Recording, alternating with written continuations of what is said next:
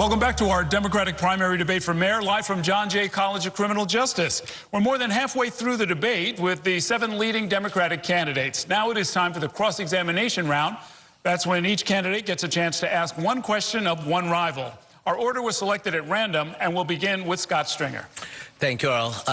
My question is for Adrian Adams. So during the City of Yes negotiations, you successfully brought billions of dollars in benefits and opportunity on top of City of Yes. As you know, I've been campaigning because I really do believe we can have a realistic opportunity to take those parcels of land and turn them into affordable housing.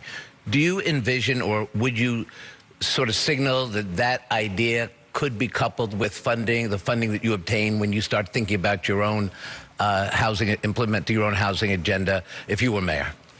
Well, Scott, thank you for the question, and thank you for recognizing that I have ushered in billions of dollars for housing for the people of the city of New York. Thank you for that. As mayor, I would be open to any feasible option of housing, expanding it for the people of the city of New York. We got to continue this. My work has just been the floor and not the ceiling, so I'm more than willing to expand on the great work that I'm still doing as City Council Speaker. Okay, thank you. Mr. Myrie. Thank you. My question is also for Speaker Adams. We have seen over the past 2 decades, 200,000 black New Yorkers leave this city. We know that this is a top issue for most New Yorkers, the cost of living here. And I'm wondering if you can talk to us about ushering through the City of Yes and what implications that has for black New Yorkers who are struggling to stay in this city and what we could be building on going forward. Love the question. Thank you very much, Senator. And again, thank you for referencing the City of Yes championed by the City Council Speaker, Adrian Adams. Thank you so much.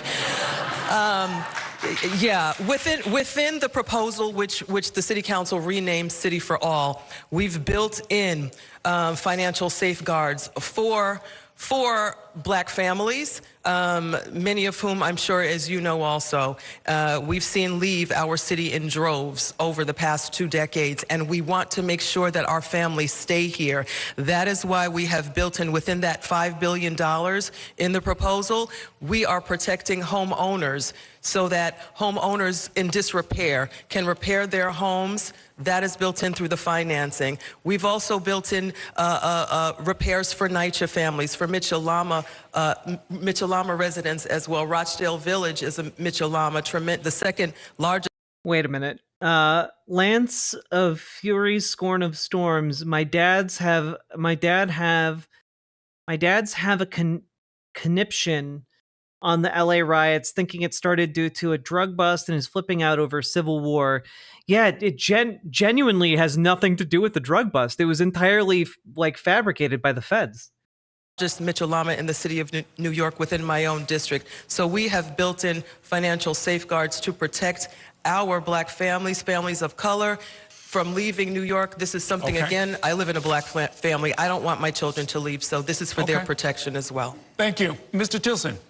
Yeah, Zohran, you're a proud member of the Democratic Socialists of America. Hell yeah. You refer to each other as comrade. Hell yeah. And right now on the DSA's website, it calls for the government ownership of all major industries, to decriminalize all misdemeanors, including theft and assault, to empty our prisons, and to disarm, dismantle and defund the police. So your words are very reassuring, but this is what I read from your people, and I wonder if you will disavow this or implement it as mayor.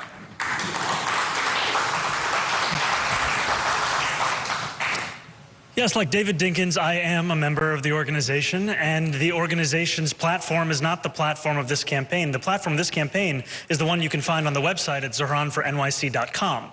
That's a platform that is going to deliver an affordable city for New Yorkers who are currently being priced out of what is instead the most expensive city in the United States. It's one that we're going to deliver public safety to each and every New Yorker, and we're going to do so by recognizing the critical role that police have to play in that, and also by creating the Department of Community Safety so that police do not have to do the work of mental health professionals, and that we can follow the example, the evidence-based policies we've seen be successful elsewhere in the country, and start to divert those mental health calls outside of the police department so the police department can focus on the 7 major categories of crime. It's not a disavowal. It's just saying that the platform of DSA is not his platform explicitly. His platform is his platform. Now, DSA likes his platform, and that's why they endorsed him. But what he did there was very clever because he connected DSA to Mayor Dinkins. And in New York, Mayor Dinkins is generally pretty liked historically. So I think that this was a pretty good answer. Okay. Yeah, like the thing, I think that's a great way of putting it, Ethriel. It's a deflect, which is fine. Yeah, it is, because this platform is not the time to get into an in-depth conversation about what it means to defund the police, what it means to, dismantle the police. Like that's a long-form conversation for not here. Similarly to a lot of other positions that the DSA has that seem at first blush to be pretty extreme. Therefore, longer form conversations, not for a debate stage where you need to maximize your time to reach normies. Next is from Ms. Adams. Yes. This guy jumped ahead of Cuomo in polling. Yep. Zohran Mamdani, baby. Thank you. I was looking for Errol to look up because he's confusing me. Oh, okay. Thank you. I have a question for... Defund the police is a terrible slogan. Yep. That's why he's not in favor of defunding the police. He's in favor of opening an entire new city department dedicated to handling jobs that police shouldn't be doing right now, like responding to mental health crises. Why do we have police do that? That's a burden on police. They shouldn't have to do that. Assemblymember Mamdani, I know how to pronounce your name. Thank you very much, Speaker Adams. Assemblymember, I've raised a family. What about defunding the police? Defunding the police?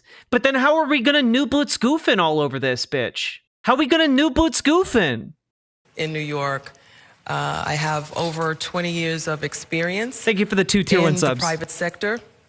I have led the city council through many, many challenges, taken this city through 3 successful budgets, and billions of dollars in city budgets now, working on our 4th, which will also be successful, and have been continuing this work for a number of years on the city council. In a recent New York Times article, you said that you were the most qualified person to be mayor of the city of New York. Given what I've just laid out, do you think you're more qualified than me to lead the city? Yes. Chad noises. Boom. Bam, bam, bam, bam, bam. I very much appreciate your work and your leadership and your track record, Speaker. I think that each one of us on this stage will say that we are the most qualified to lead the city, because if we didn't believe that, then we would have no business running for mayor. And ultimately, I believe that because I believe the most pressing crisis we're facing here is one of affordability. And that is something that my campaign has been laser focused on. And that is why I'm proud to say that we are going to address it by freezing the rent for millions. See, this is why I would struggle as a politician, because I would simply say, yes, next question, which would not play very well to viewership. But honestly, that was an incredibly gracious way to answer a pretty confrontational question with no easy answer. And that's good. What did she lay out? I can't help but tune her out every time she talks. Basically, the depth of her experience and trying to say look, I clearly you must admit that I am more qualified than you to be mayor of the city, and he was gracious about it, Of rent-stabilized tenants, by making the slowest buses in the country fast and free, and by delivering universal childcare to each and every New York family. See, he just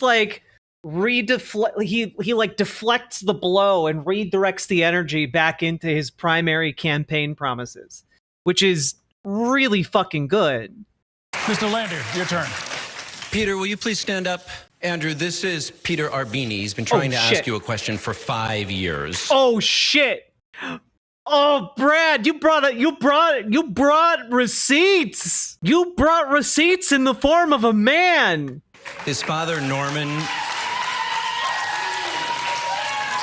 His father, Norman, died because of your disastrous order sending people with COVID into nursing homes. Yes! Then, as Get you his admitted ass! this week, you personally altered the state health department report to undercount the death total, to hide the death total, and then evaded and lied to these families for 5 years. So tonight, will you finally apologize to Peter and other grieving New Yorkers, or will you just keep... Brad! Or will you just keep God. gaslighting them with blather about what a great job you claim you did? Maybe where you come from in St. Louis, facts don't matter. But here they do. So let's talk about that. First of all, on nursing homes, 1.2 million people died of COVID in the United States. It's horrendous. 83,000 people died in New York State. It is horrendous. It was a pandemic unlike anything we have ever seen. When it comes to nursing homes, we now know the facts because numerous studies have been done. New York State implemented the federal guidance set by CMS, CDC, Dr. Fauci. We implemented it, other states implemented it. That has been proven over and over and over again. When you look at the total death toll in New York, the rate of death in nursing homes, we're number 38 out of 50 states.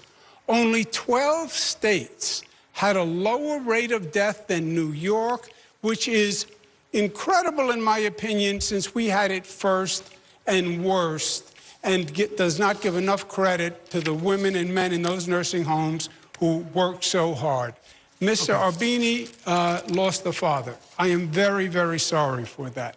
He brought a legal case against the state. The legal case was dismissed. When you look at the papers on the case, there was no COVID-positive person sent from a hospital to the nursing home while Mr. Arbini was in the nursing home. So it is factually impossible, Brad, that he got COVID from someone coming from a hospital. Okay. Mr. Mamdani. You know, I want to... I can't believe that Andrew Cuomo just called a man whose father was killed by his policies a liar. Jesus Christ. Address something first, which is that... You're going to ask a question or not? I'm going to ask a question, but Brad Lander is more of a New Yorker than Andrew Cuomo is, and to hear all of this... To hear all this about St. Louis, we have to just make this clear. Yeah. Now, all of us on this stage... Wait, who are you going to ask your question to? I'm asking it to Andrew Cuomo. Okay. I feel like most people would have known I'm going to ask Andrew Cuomo the question. I knew. I knew. And you knew. We did. We both knew. We knew. We agree. All of us on this stage have spoken about how Donald Trump is an existential threat to democracy, to this city, to this country. And Andrew Cuomo, you have received millions of dollars in funding from the very billionaires who put Donald Trump back into office. Will you now look at the camera and tell your super PAC to return those millions of dollars, and to your own campaign to return that close to $500,000 to ensure that this is not a race that is bought by those same Trump billionaires? Get him! Attack him in the money! I know you don't understand the law, but it would be illegal for me to direct an independent expenditure committee. Is it illegal for you to direct your own campaign? One question, one answer. So that's the law, okay? Number two, I dealt with Mr. Trump as governor. Number one, I won't do that. Number two, fuck you. We had very, very difficult times. I got more help for New York from Trump than anyone expected. New York was one of the few places that he did not send in troops when he sent them everywhere else because he didn't want to deal with me. That's the fact. I got him to send us... just let Zohran follow up with a thank you for confirming your butt. I just want someone to like twist the knife. Come on. So are you going to return the $500,000 to your own campaign? And then on your point about, billionaires, let's remember this. I am the candidate on the stage who is supported by more labor unions than any other candidate. 650,000 working men and women support me. Then why is it that J.D. Vance went to more picket lines than you did? Let me finish, because they know me and they know my record. The firefighters worked with me in storms. The utility workers endorsed me because I was in Puerto Rico putting the power back together after the storms. They endorsed me because of the storms. Like, okay. Major union that has endorsed endorsed me greater than any candidate on the stage. You get the final question, Mr. Cuomo. Yeah. You get the final question to anyone on the stage. Yes. My question is to Mr. Tilson. We learned today that, shockingly, Mr. Mamdani is not part of the DSA, but we've heard his plan. What? Zohran Mamdani didn't deny being in DSA. Okay. Over and over and over. You're a financial man. You're not a politician, Mr. Tilson. Probably smarter than the rest of us in that regard. But you've heard his plans for how to build housing, how he's going to finance the housing, free buses, how he's going to build grocery. So he's asking like his Napa to like just rubber stamp his attacks on Zohran Mamdani because he doesn't want to ask Zohran himself. He's such a fucking coward. He's such a fucking coward. Stores, and he said he can do all of this, and our taxes will not be. Yeah, this man is just his attack dog. He even looks whipped. Any higher than New Jersey's taxes. Question. You're a financial expert. You've heard this 157 times. Is it feasible? But you know what? It does prove that he views Mamdani as a pretty serious threat, you know? And financially possible that he is telling the truth.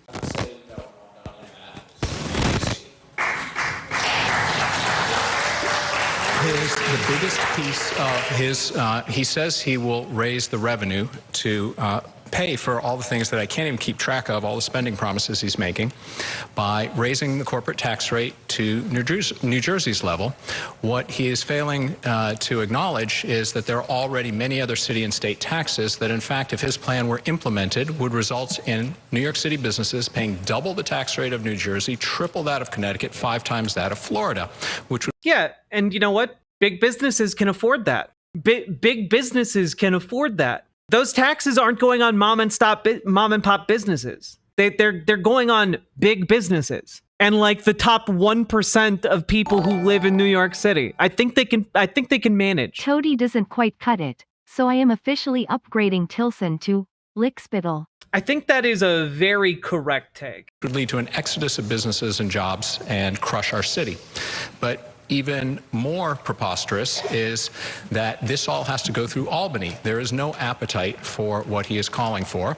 And even if it were to pass the corporate tax rate increase statewide, he's assuming that all the taxes all around the state, the legislature would just hand it to New York City. That's truly delusional. So I want to double taxes in New York City. I want to double spending in New York City, but I want to do it the way Mike Bloomberg did it, by doubling the size of the economy, which he did over 12 years. It's economic growth that we need, not destructive. Yeah, this guy is just abundance neoliberalism. Like, just absolutely insane rhetoric and ideology.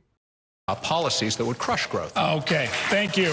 Thank you, candidates. We're going to move on to a new topic, and I'm going to ask you as we come like, down. what? I'm sorry, but what good is growth if it doesn't help the people on the bottom? Like, if growth is just maintaining a status quo while the people on the top get richer and richer, like, then it's not really worth it for anyone except for the rich. On the home stretch, we're in our final half hour. We're going to keep everything a little tighter, and I'll thank you in advance for your cooperation. Let's talk about the fact that even before the war between Israel and Hamas, an unofficial but important task of every New York City mayor has been to bring New Yorkers together. This was no small feat for tiny Mike Bloomberg, who had very small feet. Thank you for the 2 tier 1 subs, Sake Tanuki. On issues of passionate concern where finding common ground is difficult. So let's talk for a few minutes about what kind of job you would do in this area. Mr. Mamdani, what is your message to Jewish New Yorkers who are supportive of Israel and fear for their safety in this current political climate? That I hear them, and that I have heard them over the course of this campaign and before that. After the days of the horrific war crime of October 7th, a friend of mine told me about how he felt sitting in his synagogue for Shabbat services when he heard the door open and a chill went up his spine as he turned around, not knowing who would be there. And I heard that even just recently from a Jewish man in Williamsburg who told me how he locks the very door that used to be unlocked for so many years out of a concern for his safety. I will protect Jewish New Yorkers and deliver them that safety. I will do so as the next mayor of this city. And ultimately, what I will also say is to New Yorkers who have a disagreement with me on any issue, but also on the question of the Israeli government's policies, that disagreement, I know, is rooted in a shared sense of humanity. And in the words of Ed Koch, if you agree with me on 9 out of 12 issues, vote for me. 12 out of 12, see a psychiatrist. And just as a follow-up, Mr. Mamdani, when it comes to the boycott and divestment movement... I honestly, co-opting that quote for that particular question, pitch perfect. Like being able to like throw it back to like the legacy of New York City mayors, that's a really pitch perfect play, you know? Just so good. Aimed at Israel, which you have supported even before this campaign. What would you say to people who feel that that is an existential threat and that despite your position of wanting to keep people safe, they feel like you actually either have a different agenda or are in league with people who have an agenda that makes them feel fundamentally unsafe? I've been very clear, and I will continue. Damn, that follow-up is just genuinely disgusting. You know, like what the hell? He gave you an answer that I think is pretty direct and like inarguably like sincere. It's just such horseshit that he has to like defend having criticisms of a foreign country's government. That's insane. Like I'm sorry, I thought this was America. I thought this is America. I thought we could have opinions on like, I don't know, the governmental policies of like Iran or North Korea or like any other country on the face of the earth. Continue to be so, which is that at the core of my politics is a belief in nonviolence, and that my support for compliance with international law is support for nonviolent movements that seek to do so and build on the example that we saw with South Africa. And ultimately, what my focus will be, however, is not on what is happening outside of this city. It is going to be on making sure this is a city that is affordable for each and every New Yorker. What is currently the most expensive city in the country finally be one that the working class New Yorkers who built it can afford to live in, and to ensure that each and every New Yorker feels represented by me as their mayor. Because you can win an election with a majority, but it is your job to represent every single person across this city. Okay. Mr. Cuomo, according to Muslim American organizations, you never made a public visit to a mosque during your 10-plus years as governor. Why the reluctance? Yeah, I believe I have. I would have to check the record. But let me correct the record here, if I might. Mr. Mamdani is dangerously. But wait. Divisive. Let me ask you about this. Because this was an issue in the 2018 campaign when you were running for re-election, when they said that in 7 years you had never visited a mosque. Did something happen in the several years beyond that? I believe I have. I know I've participated in many forums with imams. I am not, off the top of my head, I can't tell you where I went. But I'll check the record, and I will. So let me just get to the point then. I mean, what would you say to more than 760,000 Muslims here in the city about whether or not you would reach out to them, make them feel welcome, make them feel protected at a time when... I would say we are a city of immigrants. I welcome them. I love them. I'm not Mr. Mamdani. I'm not anti-Semitic. I'm not divisive. I didn't say I would boycott Israel. I didn't say I would divest from Israel. I didn't say I would sanction Israel. I don't give forums to anti-Semites. I don't give forums. Why are they asking about mosques? Well, because there was an event in New York City about 24 years ago that we call 9/11. And in the wake of 9/11, there was a wave of anti-Muslim fervor that swept through the city. And there has been a lot of contention about building mosques in New York City since then. So it's been like that. That is one of the reasons why it's being brought up. Forums to extremists who blame America for 9/11. I didn't say that I would boycott Cornell Technion because they're pro-Israel. He is the flip side of the coin of Trump. Trump says he'll boycott Cornell because they're anti-Israel. He says, I'll boycott Cornell because they're pro-Israel. Division is our death in this city, this state, and this nation. And division is what Trump sells. We should be selling unity, not the division that this man is spreading. Mr. Mamdani. It is ridiculous to hear Mr. Cuomo talk about himself as a man of unity when just yesterday we found out that his super PAC was sending mail that Mr. Mamdani, have you condemned your Hamasi? Jesus Christ, Sake Tanuki. Thank you for the 2 tier 1 subs. I very much appreciate them. Jesus. Officially, we talk about himself as a man of unity when just yesterday we found out that his super PAC was sending mail that artificially darkened and lengthened my beard to stoke the very fears of that division in this city. The reason he doesn't have a message for Muslim New Yorkers is because he has nothing to say to us, because he doesn't see us as if we are every other New Yorker. And ultimately, the campaign that I am running is a campaign that seeks to go beyond the politics of the Trump. Which, by the way, in case you're wondering, like what he's after Elon Musk accused Donald Trump of being involved. Stop. Jesus. The image that he's talking about here, it's pretty it's pretty bad, guys. Like holy shit. They found the same photo that was used, and I feel like you shouldn't have to like explicitly state this, but any political candidate that is like digitally altering the face of their opponent in order to play into like racist hatred. Here. Have you ever been in unity with an older man? Trains and bullshit. Thank you for the $5 dono. But like, you know, if you see a campaign needing to like Photoshop someone to stoke racial bigotry, like that campaign and that person is racist as fuck. Why does the one on the right look like if you applied a JD Vance to Mamdani? A JD Vance filter to Mamdani? I think like they rounded his cheeks like a little bit more. I don't know. It is like a spot the difference photograph, you know? I just can't get over the 2 different eyes. Like the eye area on the Cuomo Super PAC one versus the eye area on the non-altered one. Like it's such a concerted effort to make him look so sinister. Era where candidates on the stage describe me as a monster, describe me at the gates, where they say that I am in fact the other.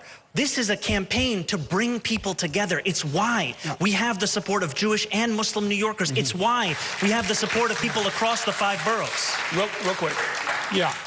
You don't bring New Yorkers together by saying President Obama is evil and President Obama is a liar. You don't bring them together by saying Hakeem Jeffries Yeah, I'm sorry. President Obama is not president right now. Is like George Wallace, and the DAS sending ads to Hakeem Jeffries with watermelons. Koch. The what is sending ads? What are you talking about, man? I need to listen to that again because I don't understand. The DAS sending ads to Hakeem Jeffries with watermelons.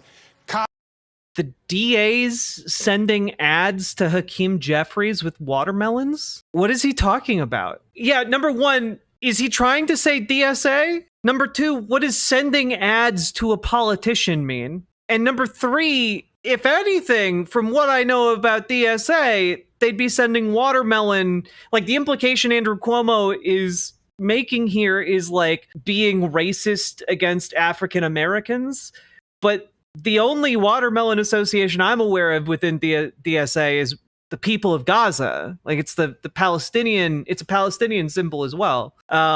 So again, just the racializing of this is very weird to me. And it's very deliberate on Andrew Cuomo's part. And honestly, it's pretty transparent what he is doing and why. Also, Shamaniacal the Shamanite, thank you for the gifted membership over on YouTube. Appreciate it. Appreciate you. Koch didn't say what you said he said. Gamer G with the inside scoop. A few leftists in DSA posted posters on Hakeem Jeffries in advocacy, and Jeffries called it racist when watermelons were on them as a Palestinian symbol. Not the best choice, but it wasn't intentionally racist. Yeah, I figured it was something like that. Yeah. He said, anyone who threatens Israel, I would never support. Okay. That's what Koch says, and that's you. We're going to bring in... Cuomo's corruption is so great he's corrupted the DSA to the DOS. Well, yeah, he brought the S all the way to the right. Saki Tanuki, thank you for the 4 gifted tier 1 subs. I very, very much appreciate it. The other candidates, I want you to tell me, and we'll do this 60 seconds and keep it a real 60 seconds. What would you do as far as bringing people together around this particular issue, which has brought people into the streets and caused so much controversy in New York? Errol, all New Yorkers deserve to feel safe, no matter who they are. As City Council Speaker, I have allocated millions of dollars to combat anti-Semitism. As mayor, I will fully fund to protect all New Yorkers, something that our current mayor has not done. We're going to fully fund the Commission on Human Rights to make sure that we are taking care of all of the citizens of the city of New York. Right now, that commission is significantly understaffed. 20% of their headcount is lacking.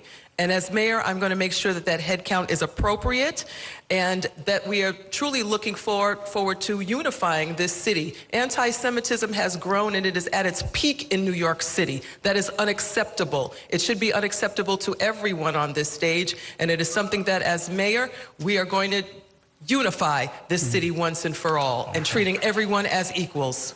Mr. Lander. I am a proud Jewish New Yorker, and raising these 2 beautiful Jewish kids in this city is one of the great joys of my life. It's remarkable what a haven New York City has been, and I'm going to fight like hell to keep it that way. You can't have to look over your shoulder every time you go to a Jewish communal event like in D.C. and Boulder, and I will keep Jews safe, and I will keep Muslims and everyone else safe. I was at a mosque for Eid last week up in the Bronx of Ghanaian and Nigerians beautifully out in the street. That's the New York City we want. Many Sundays, I go to Union Square for a vigil with Israelis for peace, who are calling for a return of the hostages, for an end to the war in Gaza, a real ceasefire, for the famine to be ended by humanitarian aid. I believe passionately in the vision of Israel as a Jewish and democratic state, but for that to be real, the occupation of the West Bank and Gaza has to end, and Israelis and Palestinians have to find a way to peace and mutual self-determination. That is not the job of the mayor of New York City, but what a mayor can do is set a model for how you bring people together. Mr. Mari. I like Brad Lander a lot. I think he's got good chops. I just think that he's the kind of personality that I think needs to be in like a second wave of progressives getting into power. And I don't think he has a shot of winning this election. But I think this is a good stepping stone for him to be a more prominent figure in the future. Part of the magic of our city, what makes our city so beautiful, the reason that people come here from all over the world is that you can be your full self and be able to walk down the street and not feel like you are threatened by violence. You can live out your entire being, pray to who you want to pray to, go to whatever religious setting you want to, and you should have the protection of this city. We have seen over the past few years an unequivocal rise in anti-Semitism, and we must deal with that head on. We must be unequivocal about how we deal with it. But the role of the mayor is to keep everyone safe, and that is what my plan is. I want to restore the funding for the Office to Prevent Hate Crime. I want to ensure that our Commission on Human Rights has all the personnel that it needs to. I want to extend education so that all of our New Yorkers understand the rich Jewish history, but we all... Yeah, Comrade Girl, I like your comment a lot. I feel like it's possible to make a country a Jewish safe haven without making that country an ethno-state. And you know what? We know that it's possible. We did it here in America, okay? Like, there's a reason why New York City is known to be particularly safe. You can have legal protections, equal rights under the law. I still don't know why the statement, Israel has the right to exist as a Jewish state, is just default accepted without proof of a need to exist or be Jewish. Yeah, I think, again, Zohran Mamdani has shown the way rhetorically with that, for that answer, which is that states that do not believe, states that believe in like a kind of religious or ethnic hierarchy inscribed into their legal system, like they are of the past. They are unacceptable in the modern day. Because and simply because we believe in the concept of equality under the law. We believe in the concept of equal human rights and that no person is above another on the basis of religion or ethnicity or, you know, like that is what it takes to live in a modern society. And like the states that have discriminated like the United States in the past, should be well and justly criticized until they change, until they become better. Also have to ensure that Muslims feel protected in this city as well, that we have their back as well. That is what makes New York City, New York City. That's the kind of city that I'm going to lead. Okay. Mr. Stringer. Well, let me be very clear. I am not confused about what I believe in or who I am. I am a Zionist. I believe in the Jewish state of Israel. I'm against BDS. It's anti-Semitic. And my wife works at the Jewish Museum, Jewish Heritage Museum, which is a living memorial to the Holocaust. So when I found, as we all did, the horror of what happened in Washington, in the Jewish Museum, I really thought about my wife going to work and coming home. And I thought about my Jewish kids, 2 kids who one just bar mitzvahed, and I worry about them. And as mayor, I'm going to protect the Jewish community. But here's what a mayor really has to do.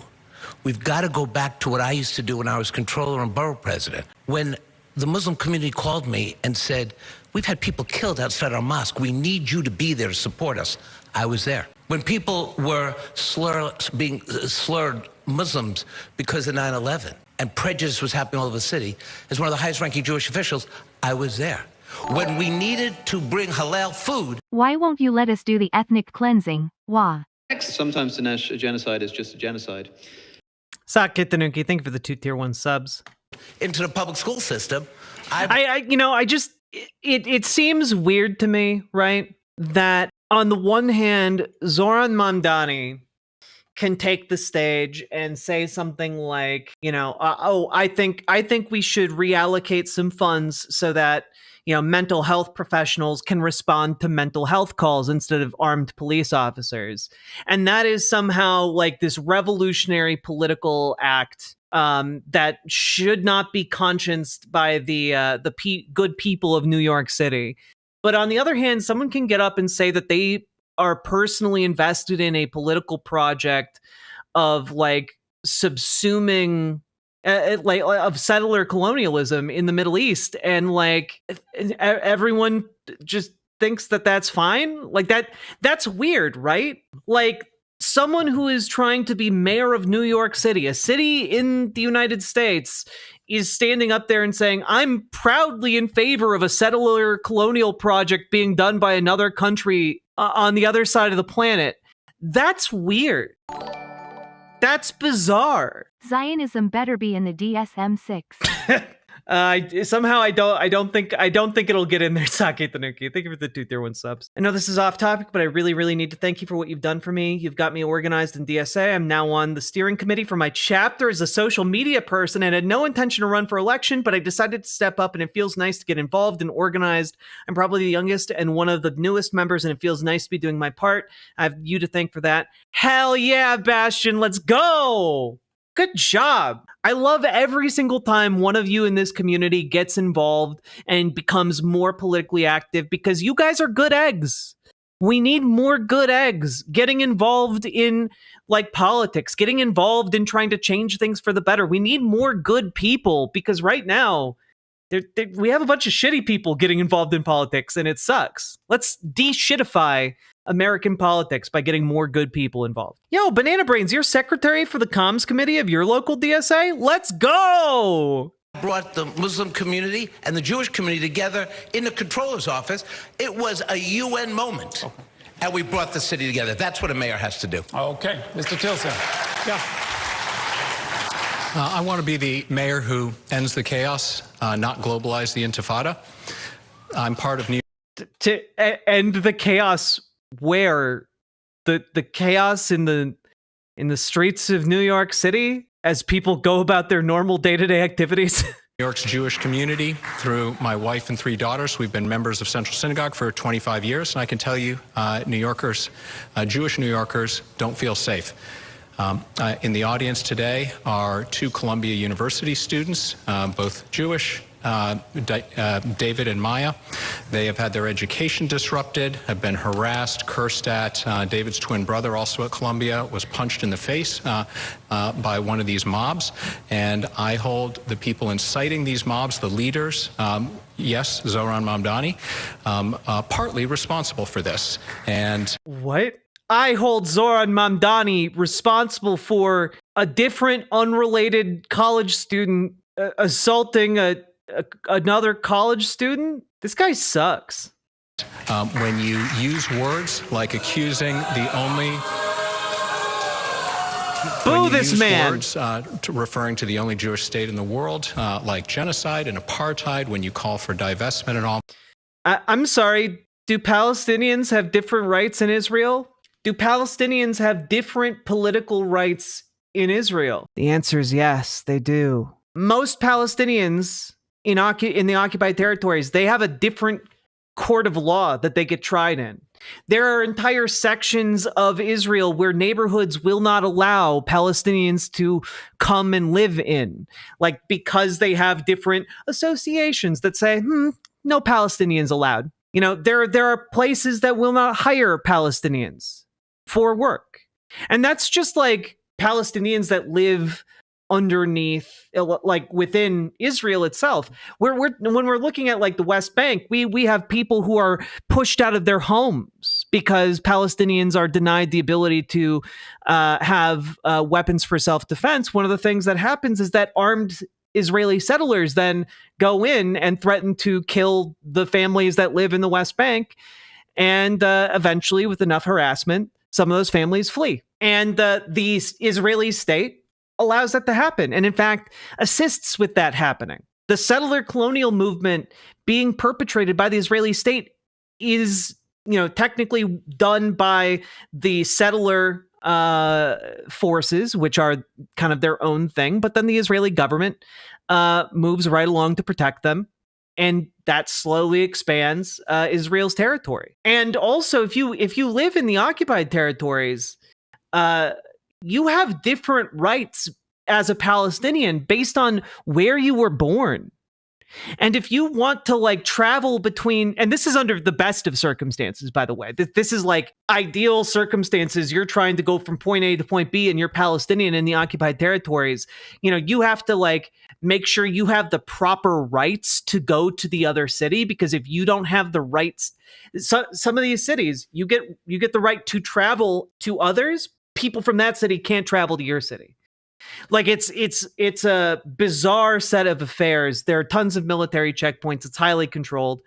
And then you look at Gaza and like, I'm sorry, but there is an explicit plan being undertaken to ethnically cleanse Gaza. Like, let's just see here. This is from NBC a month ago. Israel all but admits it is pursuing ethnic cleansing in Gaza in its new plan. Let's just take a look. Israel has unveiled a startling new plan for escalating its domination of the Gaza Strip that all but openly declares an ethnic cleansing agenda meant to permanently alter life and demography in the enclave. NBC News reported that Israel's security cabinet has unanimously approved a plan to seize all of the Gaza Strip in what Prime Minister Benjamin Netanyahu said would be an intensive military operation aimed at defeating Hamas. So, yeah.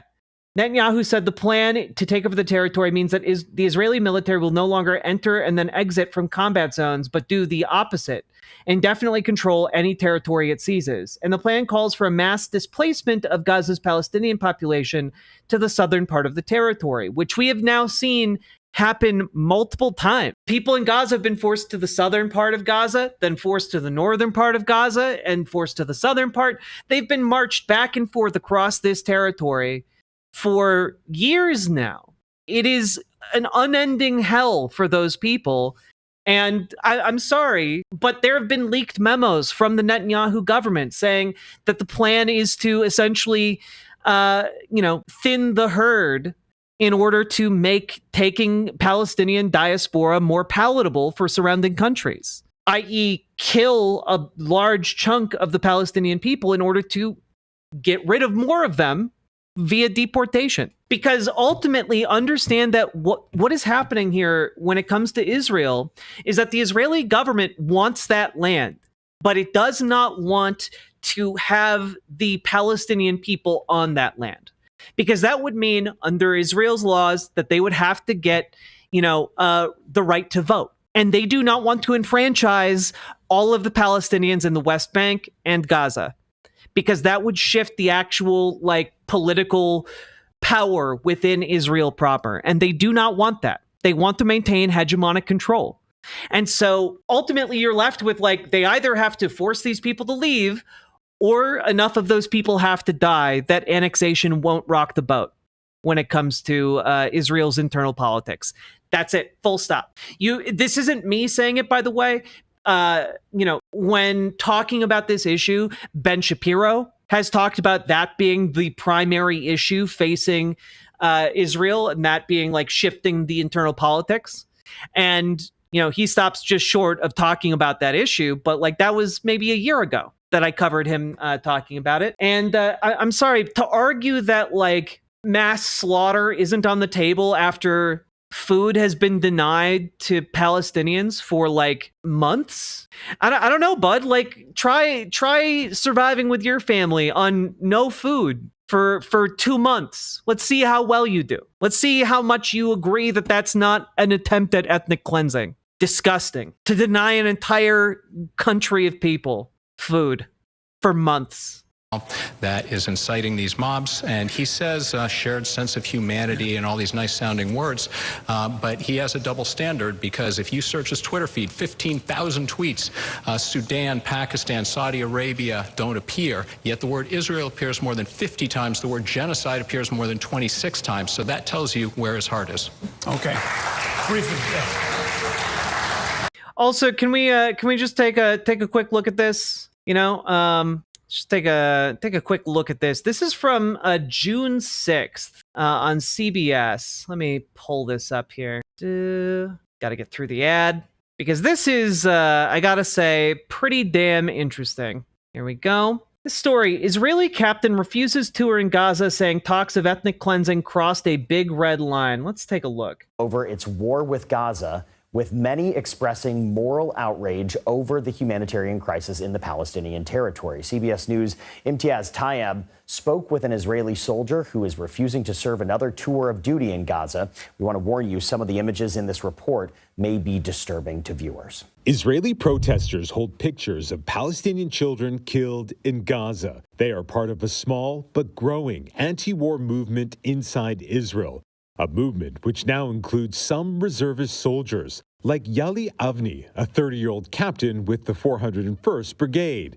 I still believe it was a very just war. I think war is something horrible you should always avoid. But of course, after October 7th, I believe there was no choice. He agreed to an interview with us where he said, after 3 tours in Gaza following the October 7th attacks, he's refused orders to go back. I think for me, hearing members of the government speak very openly about ethnically cleansing the Gaza Strip, about not letting in any humanitarian aid and starving them, I think for me that is just a big red line.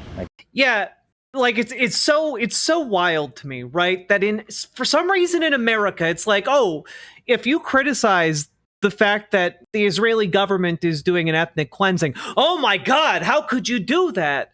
That is incredibly anti-Semitic of you. If you go over and you look at like a Jewish man in Israel, he can be like, yeah, no, the Israeli government is just like openly talking about killing these people, or, you know, mass moving them out of the lands, aka ethnic cleansing them. Like, yeah, they talk about that. It made me so uncomfortable that I'm refusing my military orders, you know? Well, look, guys. This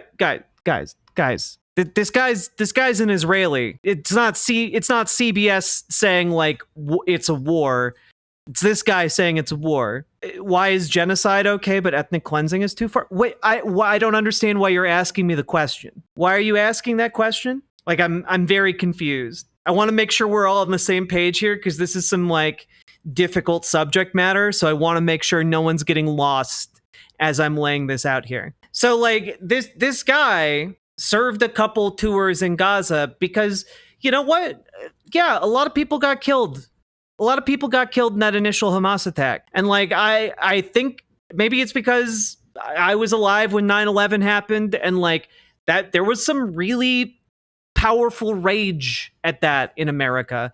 And like, it's not different in Israel. However, now that campaign in Israel has morphed into, we need to call all of them. Like that captain called out ethnic cleansing, but not the rest of the genocide. Yeah, because they're also not going to be perfect. I don't know. What do you want from him? He's probably going to go to jail for refusing orders where like calling on him to kill Palestinians. Like, I don't know. Yeah, he's maybe not going to use the perfect language. Also, again, and I have to emphasize this, if we're talking about an ethnic cleansing is genocide. Let's not like get really precious about the words that this guy is or is not using when like his actions are refusing orders from his government in order to go, like, possibly go to jail in order to stand up for what he believes is right, because he doesn't believe that genociding or ethnically cleansing the Palestinian people is correct. And two, like, yeah, he might not have used the right words, but like, I don't know how many of us use the right words. I as somebody who's a live streamer, I certainly don't all the time. It's something that I don't feel comfortable with. I don't feel like I can support, and I felt like, especially as an officer in the army, it's just not something I can take part in. A recent poll by Israel's leading television network found that 61% of Israelis want to see all the hostages come home, even if that means an end to the war. But a recent Pew poll found that only 21% think Israel and a Palestinian state can coexist peacefully. Was there a specific moment where you thought to yourself, I can't be part of this anymore? At some point I started feeling, as an officer on the ground, that there is no real direction. I think, you know, war is something horrible. Of course, in every war there's innocent people who are hurt. These things also just happen. That's a reason to just avoid war in general. But I feel like over time we're just kind of sinking in this mud where we don't know what to do, but no one can just say, okay, we need to stop this. Like, we're not achieving anything. Other reservists who have chosen not to go back are facing the potential of time in prison. Some are even in prison for refusing to go back. Are you concerned about that? When I look back in 20 years, I don't think I'll regret saying that I refused to continue serving and that I said no more. Yeah, like I'm sorry, just real quick. Look at that. Look at that.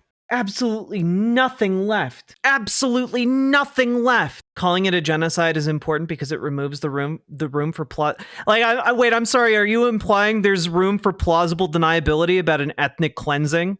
Like you just whoopsie daisied your way into an ethnic cleansing? What? No, chat, stop. I'm moving on, but like, fucking stop. So when this guy is like talking about how like, oh man, you Zohran Mamdani, you've used words like ethnic cleansing and that's no good. Like the Israeli government talks about doing an ethnic cleansing openly. You know, they've been talking with genocidal rhetoric about and glee about how they're denying food to like starving children and civilians. Like it's insane. I am being smeared for echoing the same words as Israeli historians Amos Goldberg and Daniel Blattman. I am being mischaracterized on the stage for echoing the same words of a former Israeli Prime Minister, Ehud Olmert, who said recently, "What we are doing in Gaza is a war of devastation. It is indiscriminate, limitless, cruel, and criminal killing of civilians."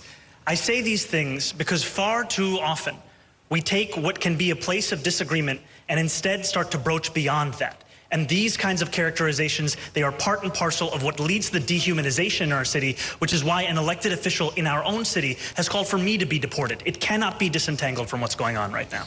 Okay. Thank you, candidate. Thank you. Well done, sir. This next question is about education. As mayor, you would be leading the largest public school Well system in the done. country with more than 900,000 students, all with differing needs. Mr. Tilson, you made education your campaign's focus, one of its focuses, and have been critical of the current performance of the city's public school system. One of the new challenges the next mayor will face is a new requirement to limit the number of students in a class. How would your administration handle this class size bill? I oppose this class size mandate. It's going to balloon the already $40 billion budget by about $1.6 billion a year. And this has been tried around the country, and it is one of the least effective ways. It does not move the needle on student achievement because while, of course, all of us want smaller class sizes, everything being equal, in fact, that benefit is offset by the requirement to suddenly hire thousands of teachers who are less experienced and less qualified than existing teachers. And so the benefit from lower class size is offset by less experienced, less qualified teachers. And guess which students get those teachers? It is disproportionately low-income minority kids. This class size mandate would not only hurt our budget, but hurt those children. So I've dedicated my adult life to trying to reduce the educational inequalities in our system as one of the founders of Teach for America, on the board of KIPP charter schools for more than 20 years. And I will put the interest... Oh, wow. On the board of some charter schools. Wow, I really trust him when it comes to education. Of kids first in a system that by and large today runs for the benefit of adults. Great, thank you. Ms. Adams, same question. The class I really hate this guy. size bill. How you would handle as mayor the class size bill? Yeah, thank you very much. No matter how we feel about the class size mandate, it is the mandate. So it is something that we have to follow. I too believe that, you know, as one coming from Southeast Queens, I was education chairperson of my community board, and I can tell you that I walked into many a classroom over the past 15 years or so and have seen the effects of too many students crammed in one classroom. So that is a mandate. It is a mandate for a reason. What we need to look at, though, is the allocation of funds within the DOE. The DOE has the largest budget within New York City of all agencies, and we need to take a look at that money, and we need to make sure that our children are the recipients of the resources within the DOE. Sometimes there are contracts, there are other things going towards the DOE, creating that inflated budget, but we have to make sure that our children are truly the recipients of that massive DOE budget. Thank you. Mr. Myrie, same question. So as many of you probably already know, I'm a proud public school kid, went to PS 161 in Crown Heights. They are the crown jewel of this city. I would not be here without it.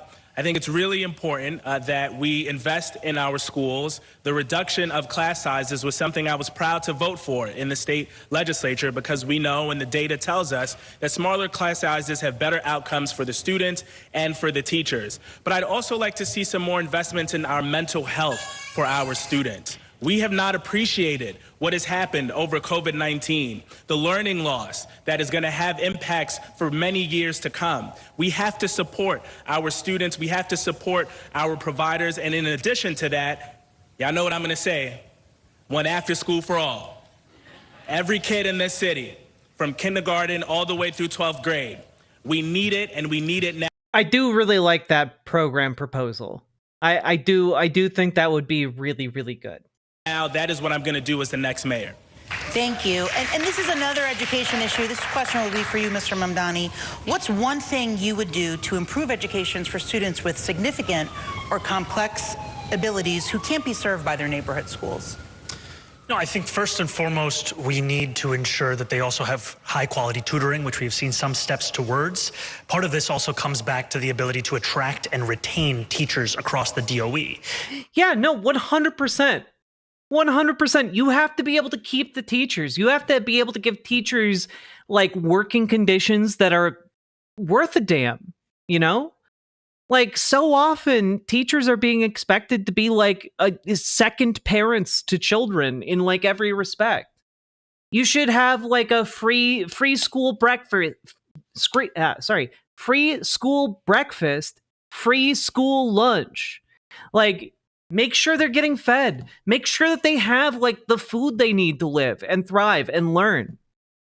You know, make sure that they have like the equipment they need at their schools. Make sure that teachers are getting paid for the additional jobs that they do. And, you know, like if your teachers are doing well, reward them for doing well. You know, like, I don't know. It's bizarre. My partner used to work as a teacher. And like, I remember her telling me that she once was like given a bunch of praise in her district for, you know, doing such an excellent job and having excellent results with her students. And like, you know, the district really wanted her input on like what she was doing right. And they offered her not money or any kind of recognition. They offered her a coupon for pizza, not even like a free pizza, but like, or not even like a buy one, get one free pizza. It was like a 10 to 25% off pizza coupon. Like it was like a nothing ass coupon.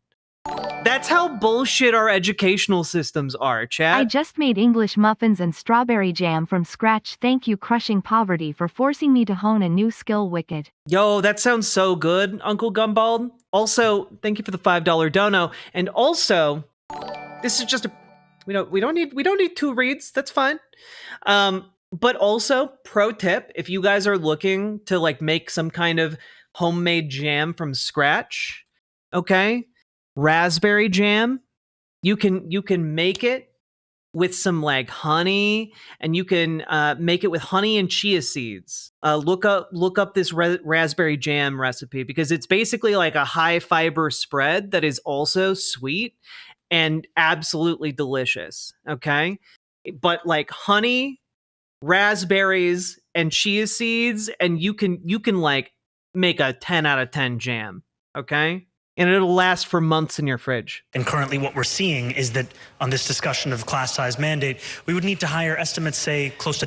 chia seeds. Wait. What's wrong with chia seeds? Chia seeds are the bomb. If you allow them to soak up some moisture, they can like make a thicker substance. It's really, really nice. And it adds fiber. And by the time they become kind of like soft and squishy when you've made the jam, like they no longer have like a gritty texture. 10,000 teachers when we're talking about paraprofessionals. Also, they're really fucking good in oatmeal cookies.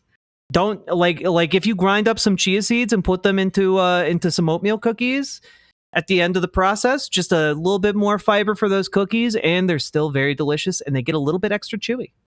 We have so many vacant positions because these positions simply do not pay enough. I support legislation in the council 1261, which would create a recurring annual bonus so that we can actually fill those positions. Because ultimately, what every child and what every parent of that child deserves is the same high quality, excellent public education. And we need to ensure that every single dollar we spend is a dollar that goes towards that. Because as some of my fellow candidates have said, there is too much money in the DOE that is currently being spent on consulting and contracts that are duplicated. Not beating the gay allegations. You guys got me dead to rights. I'm one of them gays.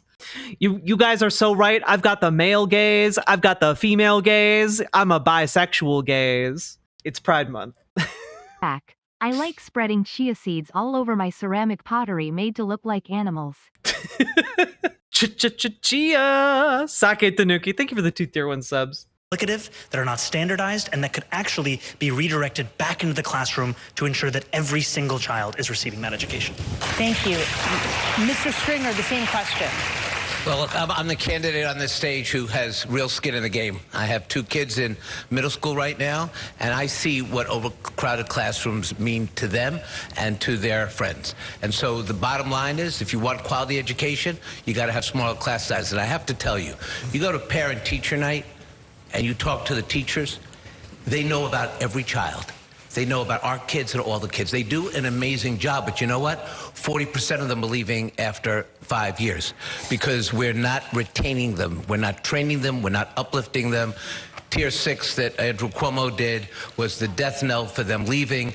I was somebody who believed as controller that managing their pensions actually kept them in the system, and I did that well. But in terms of what I ordered at DOE, it is a cesspool. Contracts, secret deals, pay to play. We're going to upend that when I'm mayor. I know where the bodies are buried there. I've been waiting to do this for a long time.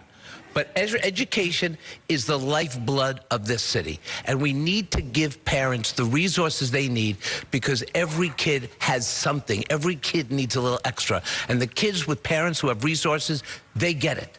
But the kids who don't struggle. And I want to stop that and end that. Thank you. Continuing on with education for Mr. Cuomo. Over the last decade, the expansion of free pre-K and 3K has been used by hundreds of thousands of New York families. But there have been issues with implementation and even critics who say other educational initiatives should be prioritized. What would be your administration's commitment to these programs? Well, we pioneered pre-K on the state side, and we're very proud of it. The more we can do, the better. But let's be realistic about education. We all agree, and you've heard many good ideas here. We want more paraprofessionals, more teacher centers, more after-school care, smaller class size. But we also have a terrible fiscal problem, and this is before the Trump tsunami. So if the state is going to mandate a smaller class size, and we can say, let's agree it's a good idea, the state has to pay for a smaller class size. Otherwise, we're just going to be savaging other parts of the budget. And part of the mayor's job is to advocate for New York City and to have state legislators say, we think it's a great idea, here's the mandate, you must do it, but we're not going to fund it is disingenuous. There's an old expression, passing the buck without passing the bucks. Yes, smaller class size. Please help us fund it so we don't savage other parts of education. Thank you. Mr. Lander. My mom is here, who's a lifelong public elementary school guidance counselor, and both my kids are pre-K to 12 public New York City public school students. The New York Times opinion panel today specifically praised my education track record, and what's needed is clarity that lower class size, that better student-teacher ratios are good, and a way to get it done. Andrew is actually right that more money is needed from the state, and I've documented how much as controller and said, here's how we're going to go about doing it. We should start in those schools that are low income and highly kids of color and get class size done there. We should do collaborative team teaching, especially to make sure we can provide extra services for students with special needs. There are some amazing models of school mergers like Brooklyn 305 United. The next mayor can reduce class size and dramatically improve schooling for all our kids. Thank you all so much. I want to ask a different kind of public safety question. Mr. Stringer, you go first in this round. The city says there were 252 traffic deaths last year. That's a far cry from zero, as in the name Vision Zero that Mayor de Blasio gave to the city's initiative on this. What would you do, then we'll go down the row, to get us much closer to zero traffic fatalities? Well, look, I think that we have to own up to the fact that Vision Zero needs a lot more vision and a lot more safety protocols in place.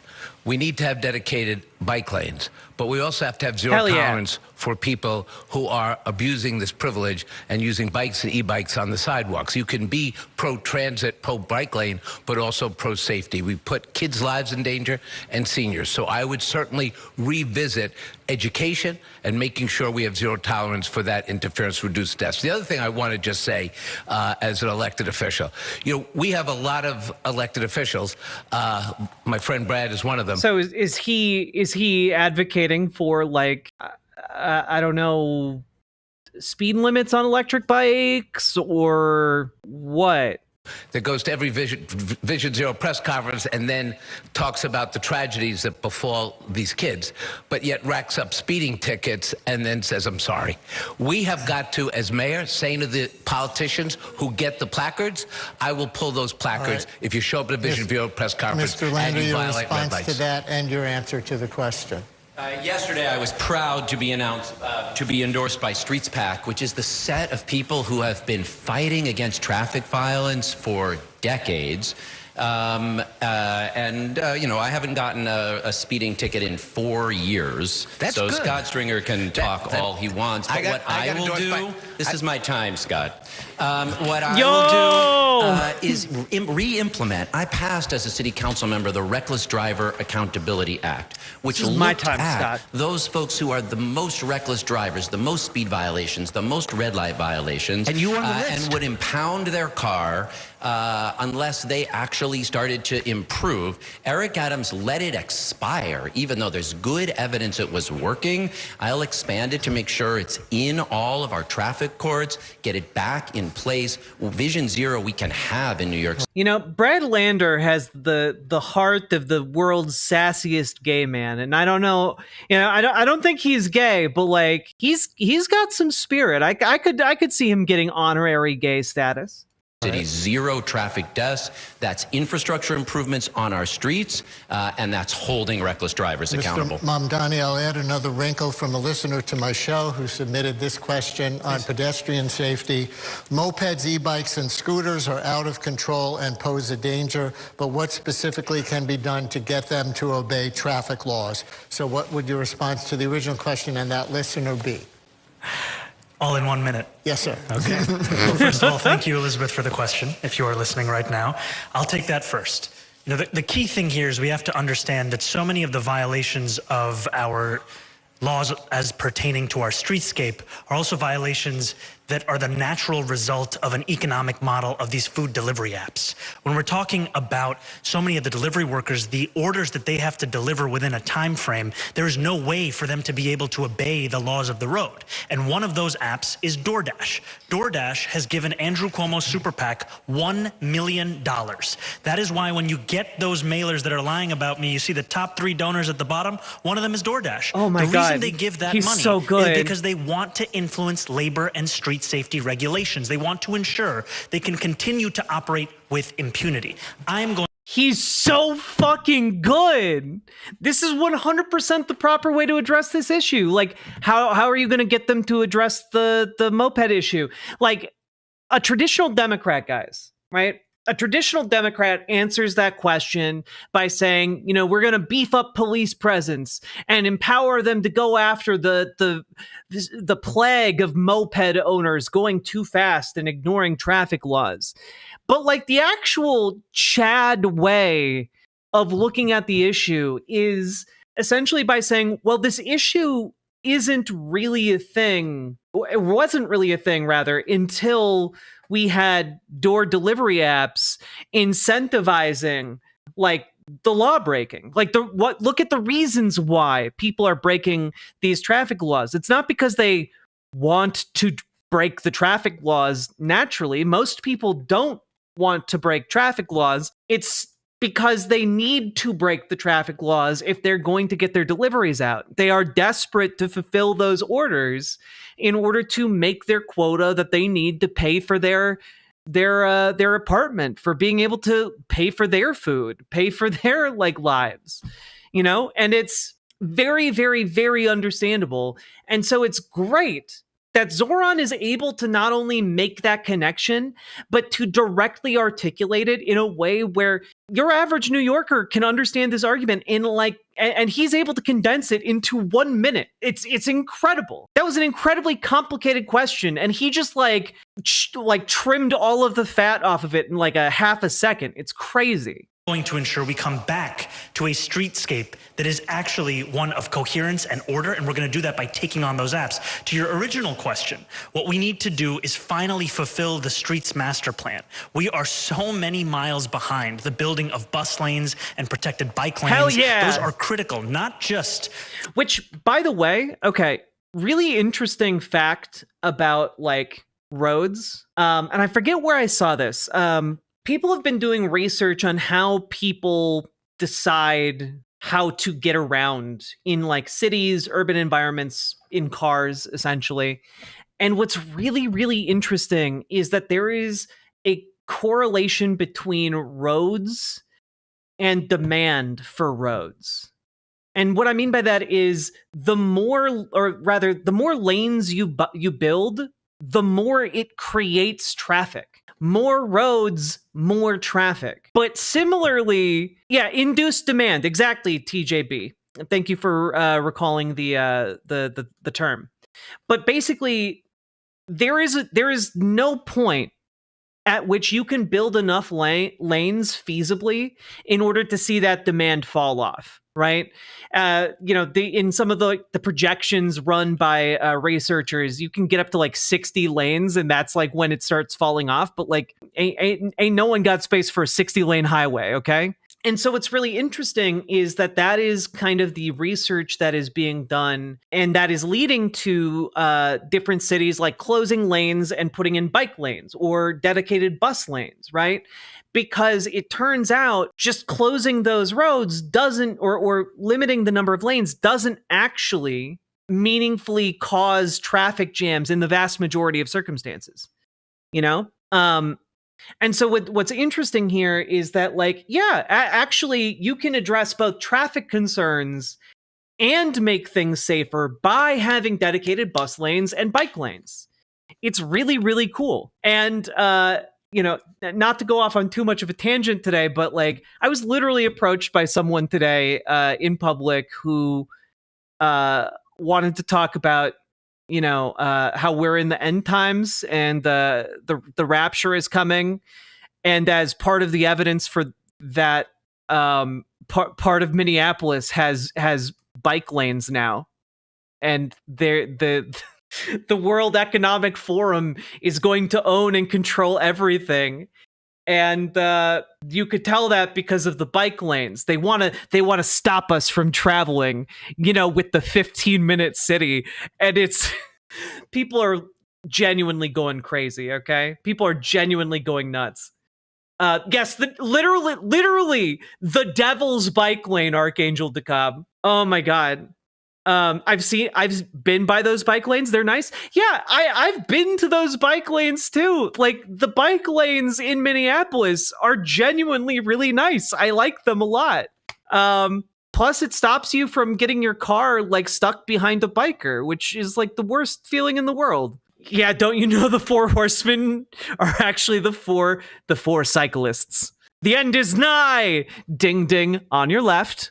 For safety, but also to ensure that we are finally following the law, which is something that Andrew Cuomo would find to be just guidance, not a requirement. Mr. Cuomo.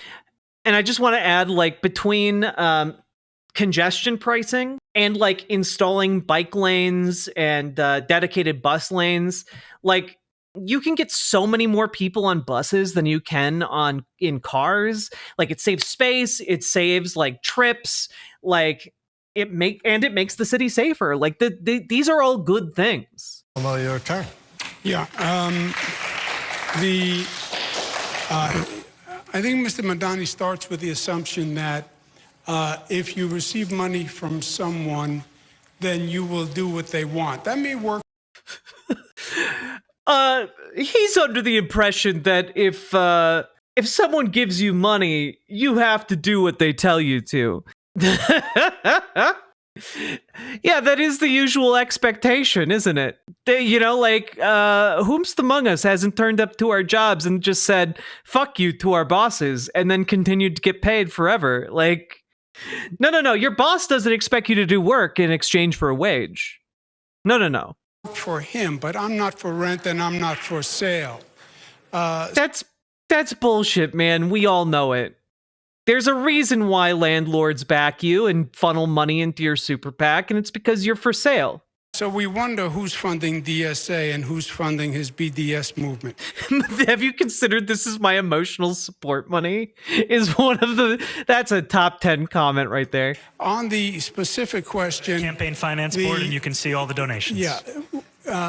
On the specific question, if I could do it again, I passed the law on e-bikes in Albany. Legislature passed it also, but I signed it.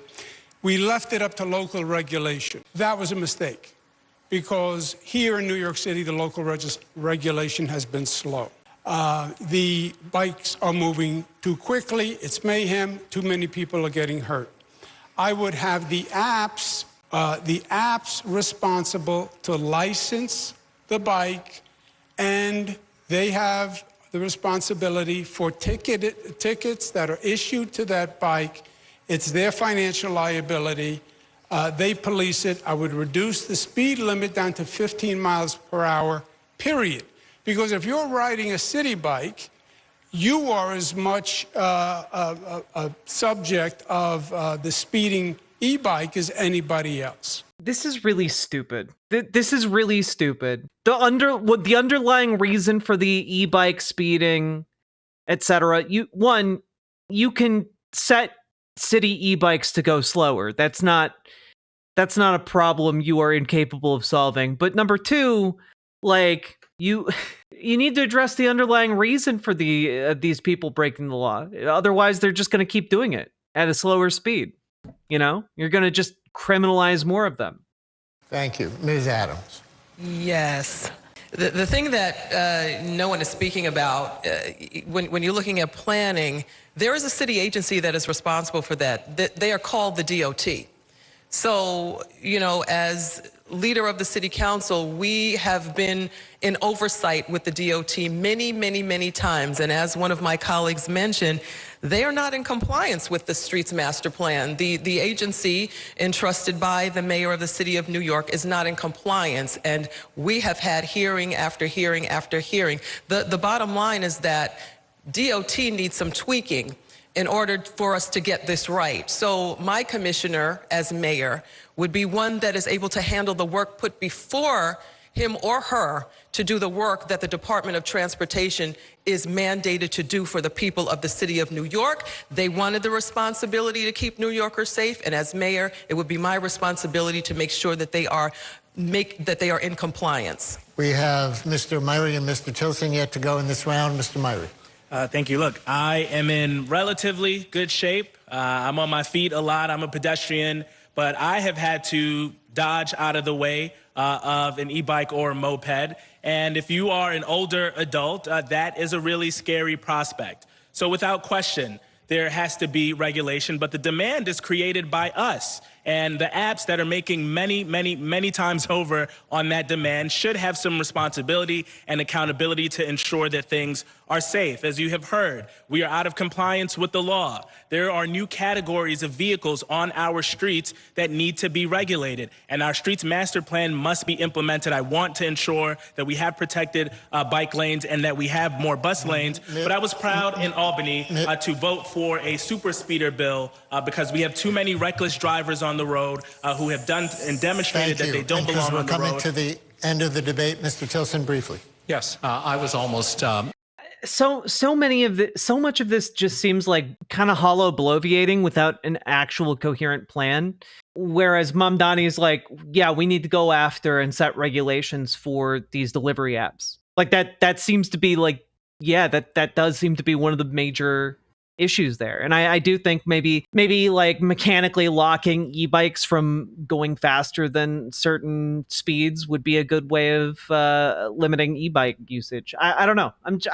I just think that, like, talk about what you actually want to do. Like, enough of this hollow horse shit. Death number 253 last year, I was hit on my bike crossing Park Avenue. And so I ride my bike almost every day in the city. I agree completely with Zelnor about these super speeders. As far as I'm concerned, there cannot be enough of these cameras that automatically catch and ticket people who run red lights and who are speeders. Okay, look, this is my take on this. I despise the fact that we just have cameras everywhere. And I understand that there's utility in catching like people who are speeding through red lights. But in my mind, it's really, really difficult for me to like view that as a really good thing when what I think their primary purpose is surveillance. It is to surveil all of us. And I don't believe them when they say stuff like, oh, it's just to catch people speeding through lights. I think that this is a bad thing to embrace as a technology. Like, I think it gets us a bit closer to a police state. I don't like that. And I think we can use technology both for e-bikes and for cars that speed gate.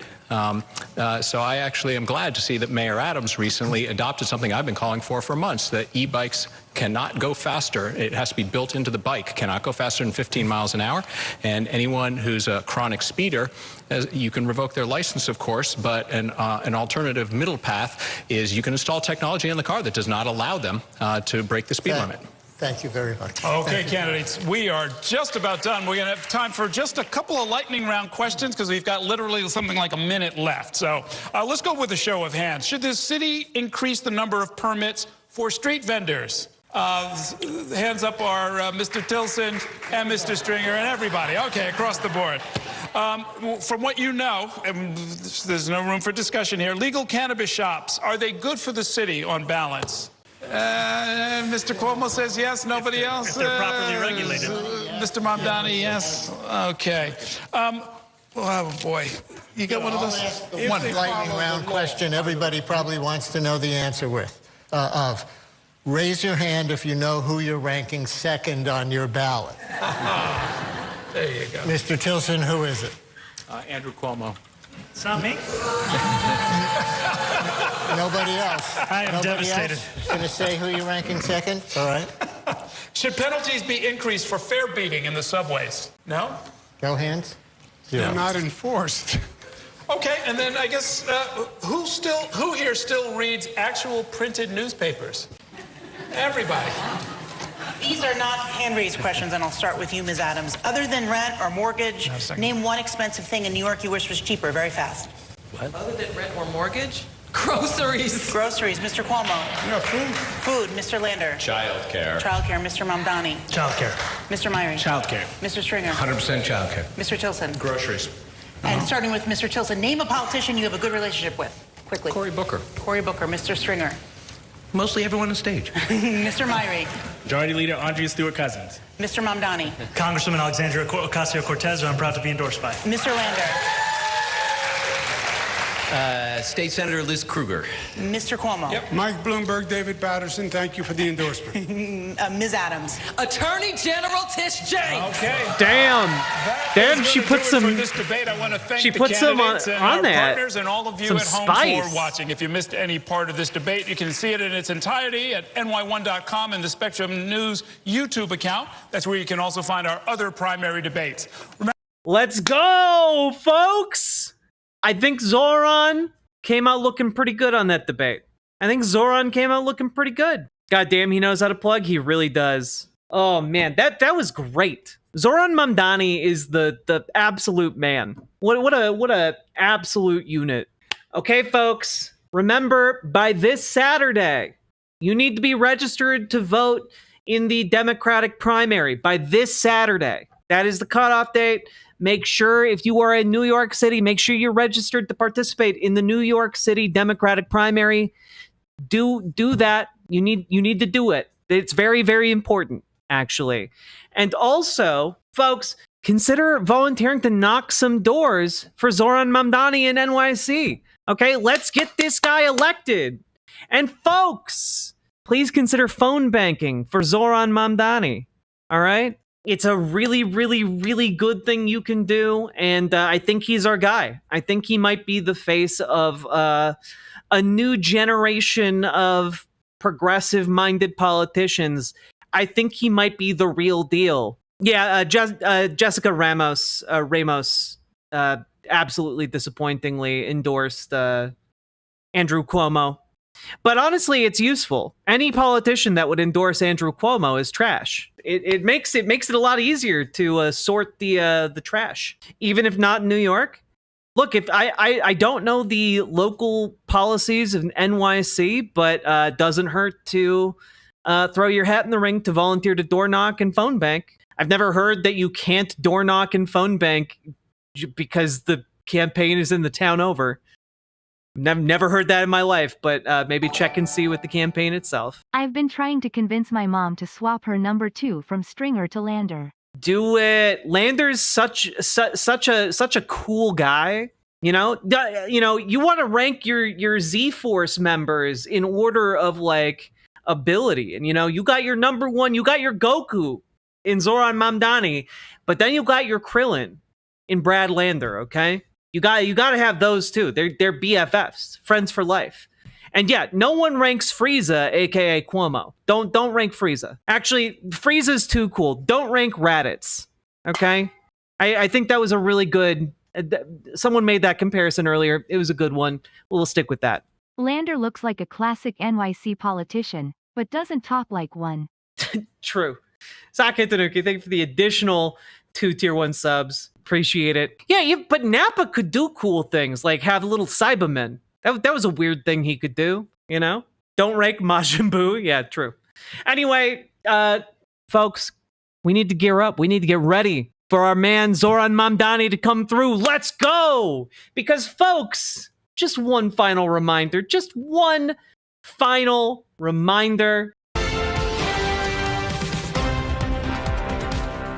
Pix 11 is your local election headquarters. New polling shows the underdog in the race for New York City mayor may now be the new leader. The latest figures putting Zohran Mamdani ahead of former Governor Andrew Cuomo, who's considered the frontrunner. Pix 11's Julie Millay is here with the latest figures that are changing, Julie. Yeah, it could be a significant shift now 2 weeks before the Democratic primary. Good morning to both of you. This, of course, coming after Mamdani got that major endorsement from Representative Alexandria Ocasio-Cortez. Mamdani had emerged as a potential frontrunner earlier in the race. Now, independent polling from Politico shows the Democratic Socialist beating frontrunner Andrew Cuomo 35% to 31%. Let's go! The poll was conducted last week after the candidates faced off in their first televised debate. Mamdani is known for his focus on affordability, including proposals like free bus service and rent freezes on rent-stabilized apartments. Political analyst Trip Yang says he appears to be gaining serious ground. What this really shows is that this is a toss-up race. Andrew Cuomo can be beaten. And look, when the emperor doesn't have the full amount of clothes, to all the constellation of Democratic organizations. I mean that is some interesting language to pick, considering Andrew Cuomo's outstanding, incredible allegations of sexual harassment. But okay. Labor unions, activists, elected officials who don't like Andrew Cuomo, now that they see that he can be beaten, to all of them come out. But Andrew Cuomo's campaign says not so fast. They point to a recent poll from their campaign, which still shows him winning by 12 points. That's 56% to 44%. But let's be clear here, guys. Even if it is 12, we have 2 weeks. In the span of like 2 months, Zohran Mamdani closed like a 40-point gap to worst case 12-point gap. That's a 28-point move. And all I'm saying is don't get too comfy, Cuomo. The Democratic primary now just 2 weeks away. Those candidates will be going head-to-head again tonight in the latest mayoral debate that's happening this evening on New York One. We'll have to see what happens after tonight's debate, Vanessa and Justin. Yes, we will. And our main man, Zohran Mamdani, coming out looking incredible. So, folks, now's the time. If you are in New York City, if you know someone in New York City, get out there. Get your friends, your family, your neighbors out there. Do something. Organize, because, guys, we can make a difference and we can get this man elected. Let's go!